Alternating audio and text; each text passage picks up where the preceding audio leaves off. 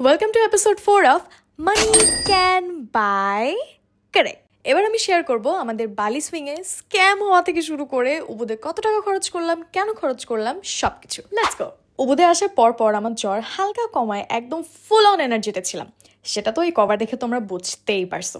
By the way, এই বিচটার নাম হলো ডায়মন্ড বিচ।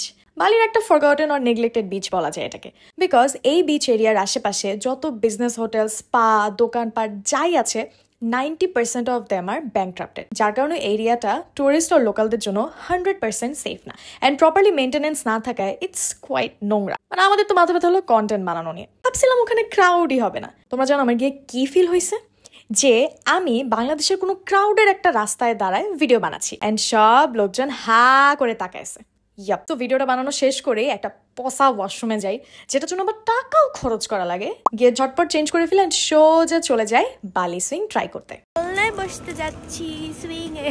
আমি এখন যে কথাটা বলবো এটা বললেই তোমরা আমাকে অনেক কথা শোনাবো আমি জানি, বাট অনেস্টলি আমার কাছে বালি সুইং পুরাই স্ক্যাম লাগছে। সো এই জায়গার মতো বালির বিভিন্ন জায়গায় এই ধরনের সুইং আর অন্যান্য ছবি তোলার সেটআপ আছে। মানে তোমরা এরকম সুন্দর ফ্লোই কাপড় ভাড়া করে অনেক অ্যামেজিং পিকচার্স তুলতে পারবা। বাই দ্য ওয়ে, আমার ড্রেসটা কিন্তু ভাড়া না, আমার নিজে। সুদূর বাংলাদেশ থেকে আমি এই ড্রেস নিয়ে আসি জাস্ট ফর বালি সুইং, এন্ড এই ড্রেসটা বানিয়ে দিয়েছে আমাকে ব্লু শিক। বাট হ্যাঁ, এই ড্রেসটা আবার ভাড়া। এখানে টিকিট প্রাইস ছিল 5,30,000 ইন্দোনেশিয়ান রুপিস উইথাউট লাঞ্চ, আর উইথ লাঞ্চ ছিল 6,30,000 ইন্দোনেশিয়ান রুপিস, আর ড্রেসের রেন্ট ছিল 3 লাখ ইন্দোনেশিয়ান রুপিস।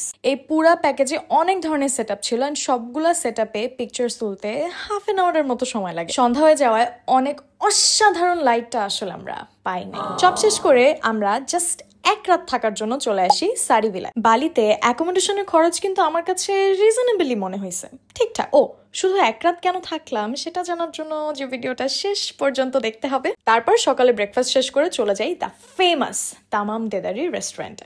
এটা রেস্টুরেন্টের চেয়ে একটা এনশিয়েন্ট মন্দিরের ভাইব বেশি দেয়। বাই দ্য ওয়ে, এইটাও কিন্তু ইনস্টাগ্রাম সাজেশন থেকেই বের করছি। খাবার দাবারও ঠিকঠাকই ছিল। পিকচার্স আর ভিডিওর জন্য খুব সুন্দর অ্যাস্থেটিক একটা জায়গা। এখানে 1 লাখ পিকচার্স তোলার পর চলে যাই এই লোকেশনে, পুরাদালেম মন্দির। সব শেষ করে রাতে চেক ইন করি আমাদের মোস্ট অ্যাওয়েটেড এয়ারবিএনবিতে। বালিতে যতগুলা জায়গায় আমরা ছিলাম, this was the coolest place, যেটার ফুল ট্যুর দেখাবো নেক্সট এপিসোডে। সো ভিডিওটা এখানেই শেষ হচ্ছে। Thank you so much for watching. ভিডিওটা যদি ভালো লেগে থাকে, ইউ নো দ্য ডিল, ভিডিওটায় কমেন্ট করতে হবে, লাইক দিতে হবে, শেয়ার করে দিতে হবে। See you in the next one.